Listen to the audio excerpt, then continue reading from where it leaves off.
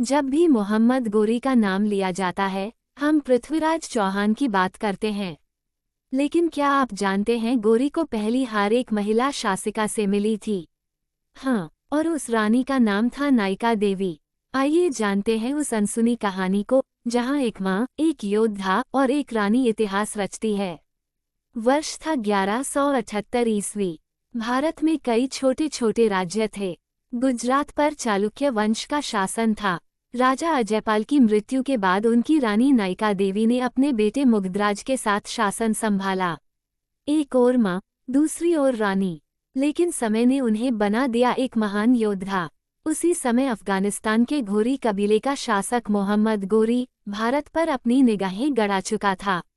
उसने सोचा, गुजरात में एक स्त्री राज कर रही है, जीत आसान होगी, और उसने 1178 में एक विशाल सेना लेकर गुजरात पर आक्रमण कर दिया।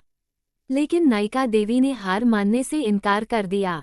उन्होंने गुजरात की सेनाओं को एकत्र किया। चालुक्य योद्धा, भील आदिवासी और खुद रानी घोड़े पर सवार होकर युद्धभूमि में पहुंची। स्थान था कीड़ा कसारडा। रानी की चतुराई और रणनीति ने गोरी की विशाल सेना को भ्रमित कर दिया, और आखिरकार गोरी को शर्मनाक हार का सामना करना पड़ा। वह जान बचाकर भागा और कई वर्षों तक भारत लौटने की हिम्मत नहीं की।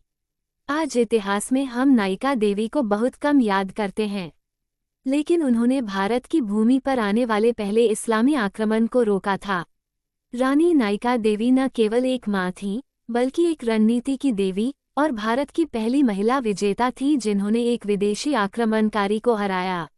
अगर आपको ये कहानी प्रेरणादायक लगी तो इस वीडियो को लाइक करें और ऐसे ही भूली बिसरी गाथाओं को जानने के लिए जिज्ञासा फैक्टो सागा को सब्सक्राइब करें।